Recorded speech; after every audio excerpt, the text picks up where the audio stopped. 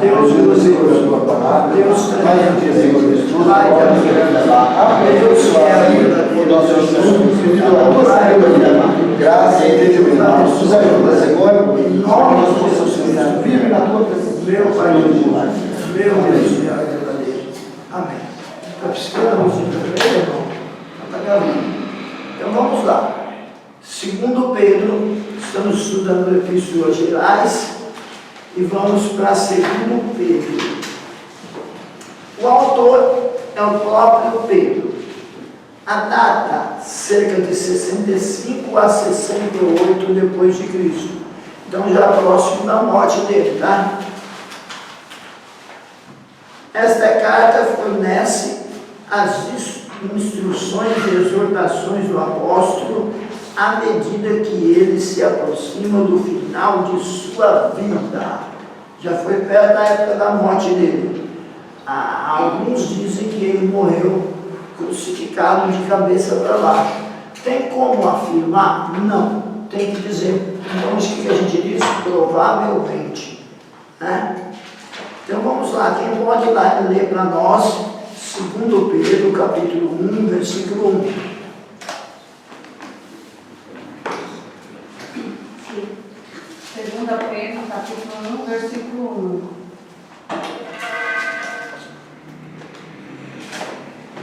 Vamos lá, minha gente. Simão Pedro, servo e apóstolo de Jesus Cristo, aos que conosco alcançaram fé igualmente preciosa, pela justiça do nosso Deus e Salvador de Jesus Cristo. Pode repetir, por gentileza? Simão Pedro, servo e apóstolo de Jesus Cristo, aos que conosco alcançaram fé igualmente preciosa pela justiça do nosso Deus e Salvador Jesus Cristo. Então não tem porquê se pensar que seja outro autor. Ele diz apóstolo de Jesus Cristo. Apóstolo Pedro, que se saiba, só teve um. No mesmo capítulo, leia do versículo 12 ao 15, por favor. 2 Pedro, versículo 12. Pelo que não deixarei de exortar-vos sempre acerca destas coisas, ainda que bem as saibas e estejais confirmados na presente verdade. Versículo 13. E tenho por justo, enquanto estiver neste tabernáculo, despertai-vos com admoestações. Versículo 14. Sabendo que brevemente hei de deixar este meu tabernáculo, como também nosso Senhor Jesus Cristo já me tem revelado. Versículo 15. Mas também eu procurarei em toda ocasião que depois da minha morte tenhais lembrança destas coisas. Olha aí, ele deixa claro que o próprio Jesus já havia revelado com ele que a hora dele estava chegando. E é uma execução por Nero, assim como Paulo, não é uma morte natural, tá? O único que morreu de morte natural foi João. João morreu de velhice. Mas os demais, todos morreram em consequência de perseguição. Inclusive Pedro.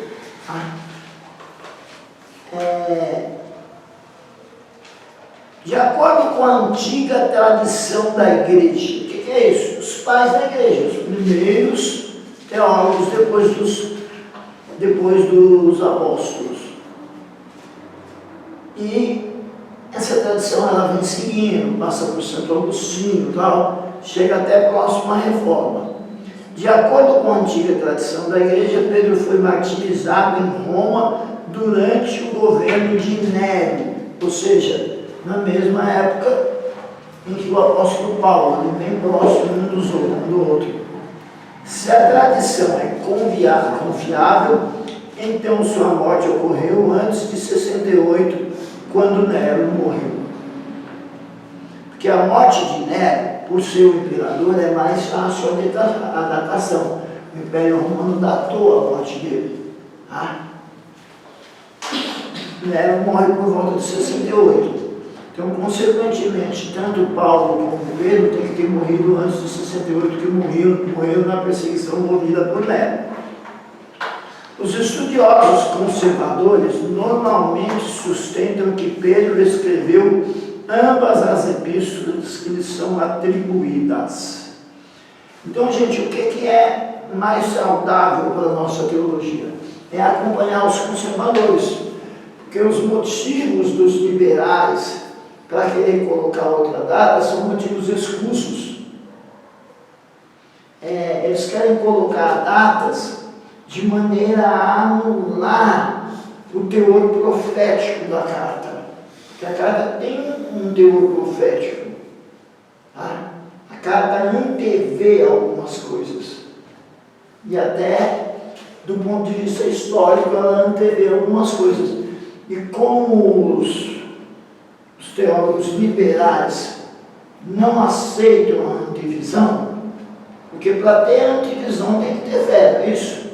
Para eu crer que a Bíblia anteviu, citou alguma coisa antes de acontecer, eu tenho que ter fé. E eles querem interpretar a Bíblia somente pela razão. Então aí eles querem colocar dificuldades para a autoria de Pedro.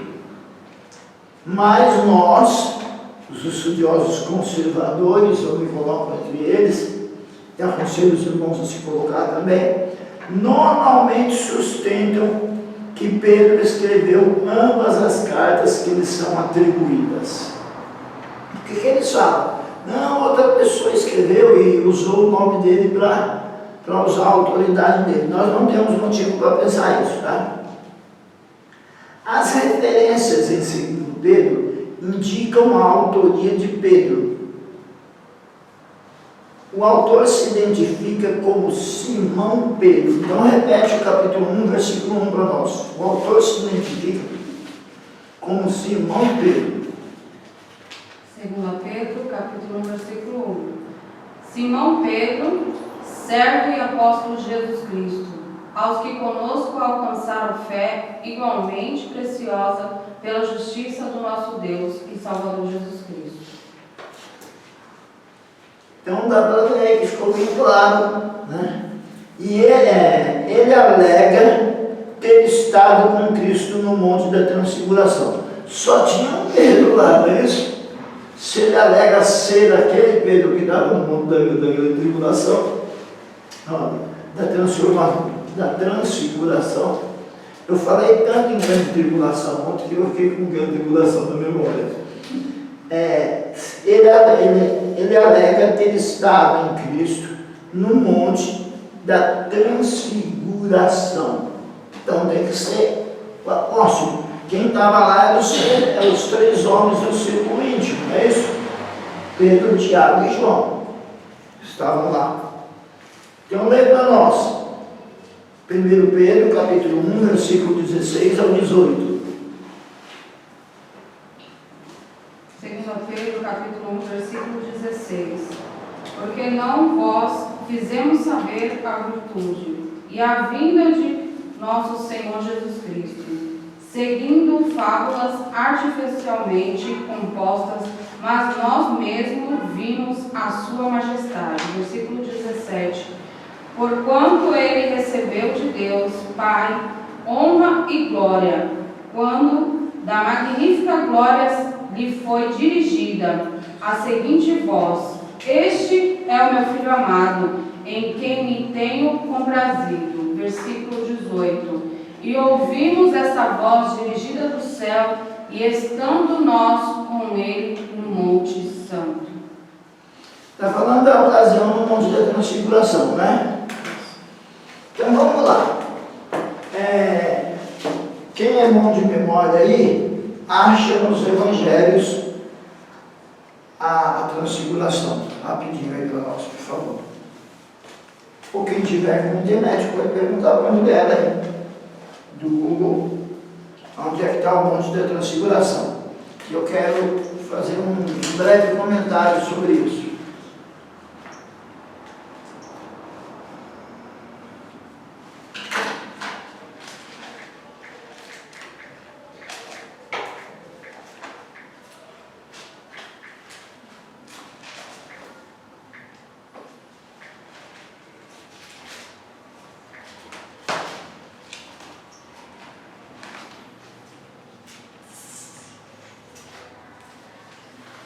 17?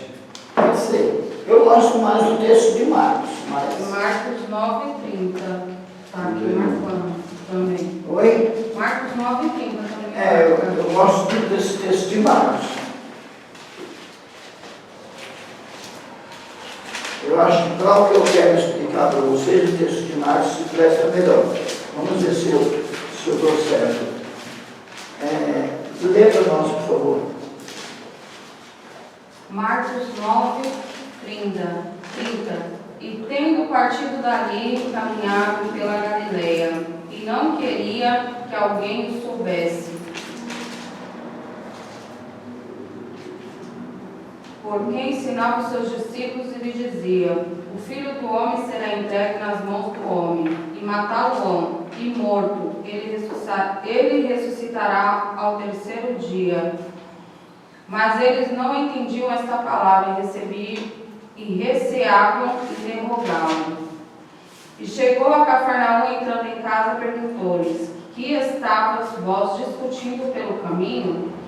Mas eles calaram-se, porque pelo caminho tinham disputado entre si qual era o maior. Eu acho que deu algum problema. O texto que eu quero, ele diz assim, que eles estavam reunidos e Jesus disse que alguém entre eles não morreria sem ver o Filho do Homem na sua glória. Enquanto eu vou, para a gente ganhar tempo, enquanto eu vou falando, vocês vão tentando, vão prestando atenção e ao mesmo tempo tentando abaixar. O que acontece? Jesus disse assim, tem alguém aqui entre vocês que não vai morrer antes de ver o Filho do Homem na sua glória. Aí ficou todo mundo expectativa, quem será que é? 6 dias depois, ele leva Pedro, Tiago e João ao monte da transfiguração e se transfigura diante dele. Ou seja, cumpre a palavra. Eles não morrem sem ver o Filho do Homem na glória. A glória é ele transfigurado ali. Tudo bem? E cumpre a palavra dele. Eu acho que o Luiz tem razão, acho que o texto de Marcos é melhor. Está no texto de Marcos aí? Marcos ou Mateus? Não, de Mateus. Tem o texto de Lucas também, né? Lucas também é bom, porque o Lucas é historiador, é detalhista. O Lucas está falando assim, Lucas 9:28. E aconteceu que quase 8 dias depois dessas palavras, tomou consigo a Pedro, Isso, para aí. João e a Tiago. Para aí, me ajuda. Que versículo é esse? Lucas 9, e a partir do verso 28. Tá. O que ele diz no verso 28? E aconteceu que, quase 8 dias depois dessas palavras, tomou consigo... Para um pouquinho, quase 8 dias depois dessas palavras.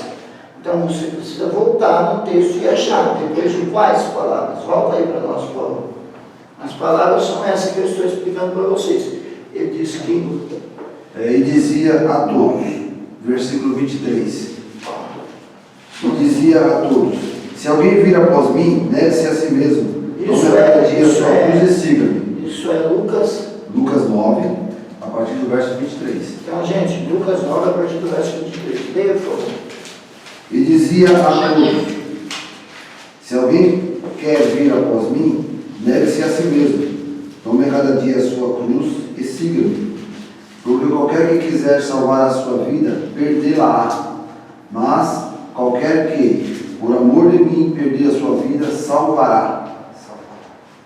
Porque que aproveita o homem granjear o mundo todo, perdendo-se ou prejudicando-se a si mesmo.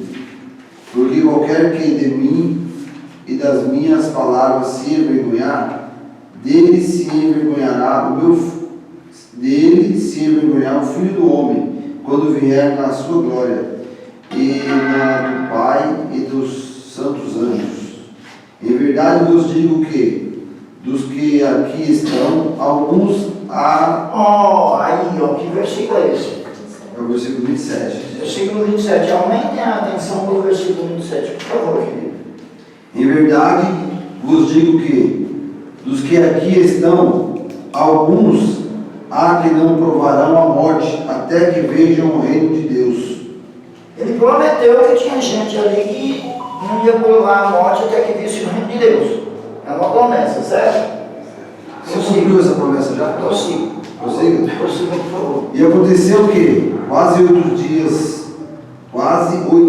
depois dessas palavras, tomou consigo a Pedro, a João e a Tiago. Para. Desculpa eu ter pedido para você conseguir, é porque a resposta da sua pergunta está na leitura. Certo. Bom? Tá bom. Então recomeça. Gente, por que eu falei para eles, espera? Porque a resposta da pergunta dele está no próprio texto. Ele me perguntou, uma pergunta muito interessante, cumpriu-se já essa promessa?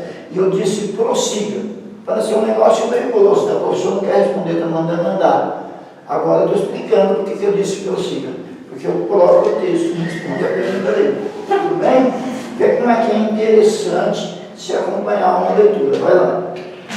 E aconteceu que, quase 8 dias depois dessas palavras, tomou consigo a Pedro, a João e a Tiago, e subiu ao monte a orar.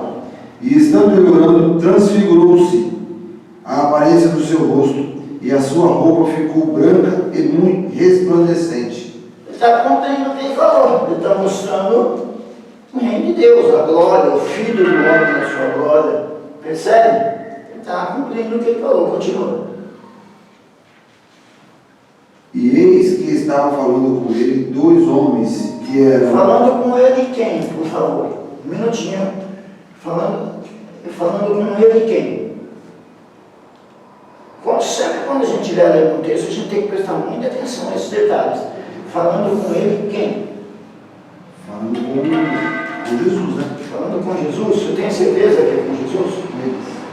Por que, gente? Com ele. Por que, gente, que eu estou cobrando isso de vocês? Porque é isso que faz a gente entender o texto. Se eu não souber quem é esse ele, perdeu o sentido do texto. Não adiantou eu ler. Ele quem, irmão Luiz e classe. Ele Jesus. Falando com ele, Jesus. Falando com Jesus. Então, Jesus. Quem estava falando com Jesus? Aqui está falando Moisés e Elias. Moisés e Elias falando com Jesus. Por que eu estou fazendo isso? Porque os espíritas pegam esse texto, muita atenção, minha gente, para quando a gente conversar com os espíritas, a gente não precisa brigar com eles, a gente explicar calmamente, sem briga, que é o que o próprio Pedro disse, que é para a gente saber falar com mansidão a razão da nossa fé. Os espíritas pegam esse texto para justificar a consulta aos mortos. Porque não pense vocês que o Espiritismo não usa a Bíblia. Principalmente o Espiritismo de mesa branca, o Auto-Espiritismo. Eles usam a Bíblia. E eles usam esse versículo aí para justificar. Está vendo? Pode consultar os mortos sim. Mas só que ninguém estava consultando morto. Eles estavam falando com Jesus, não estavam falando com os 3 homens. Certo? Então os 3 homens não estavam consultando mortos. Tudo bem? Acabou esse negócio de usar esse versículo para justificar a consulta aos mortos. Não estava havendo consulta aos mortos. Quem estava falando com eles era Jesus. Continua para nós, por favor. E eles que estavam falando com ele, 2 homens que eram Moisés e Elias, os quais apareceram com glória e falavam da sua morte, a qual havia de cumprir-se em Jerusalém. Falavam da morte de Jesus que haveria de acontecer em Jerusalém. Não é isso?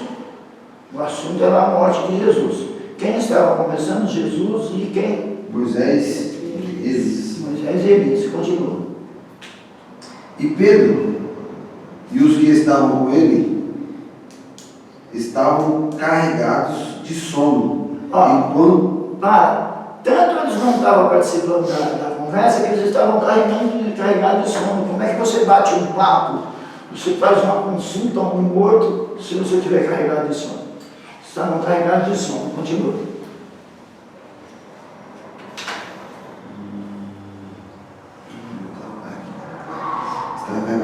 E quando despertaram, viram a sua glória e aqueles 2 homens que estavam com ele. E aconteceu que, quando aqueles se apartaram dele, disse Pedro a Jesus: Mestre, bom é que nós estejamos aqui e façamos 3 tendas, uma para ti, uma para Moisés e uma para Elias, não sabendo o que dizia. E dizendo-lhe isto, veio uma nuvem que os cobriu com uma sombra. E estando eles na nuvem, temeram. E saiu da nuvem uma voz que dizia: Este é meu filho amado, a ele ouvi. Acho que o senhor até aí tá bom, né? Qual é o próximo versículo? Vamos ver se dá. E saiu da nuvem, e tendo soado aquela voz, Jesus foi achado só. E eles calaram-se, e por aqueles dias não contaram a ninguém nada do que tinham visto. Nos outros textos, Jesus os levanta, vamos embora. Que eles estão. O negócio foi tão forte que eles estão jogados no chão. Tá? Depois em casa, com o tempo, vocês leiam todos os textos que um deles dizem que Jesus manda eles levantar. Um dos textos. Que isso está nos 3 evangelhos. O Evangelho de João não tem essa narrativa, só nos sinópticos. Então, percebam que um dos 3 vai dizer, Jesus vai dizer, levanta aí. Dá para descobrir qual dos 3 que Jesus diz, levanta aí, vamos embora.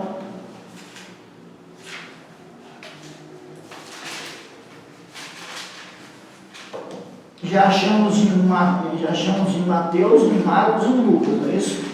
Num dos 3 textos, no final, Jesus fala para eles, levante e vamos embora.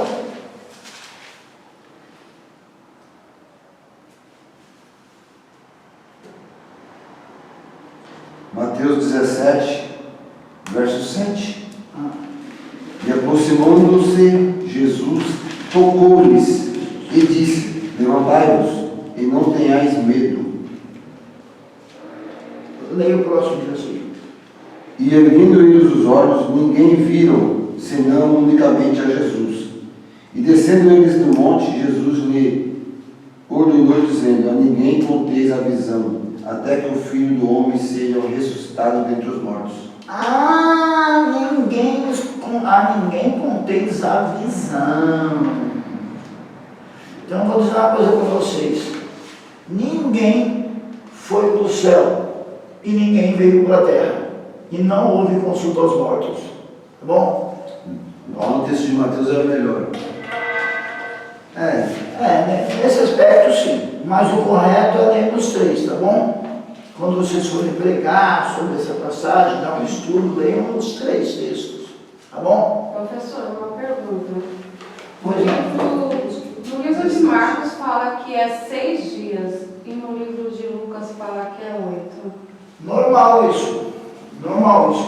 Porque Marcos, ele recebe as informações de Pedro, ele recebe as informações de Pedro, porque ele é bem próximo a Pedro, Marcos,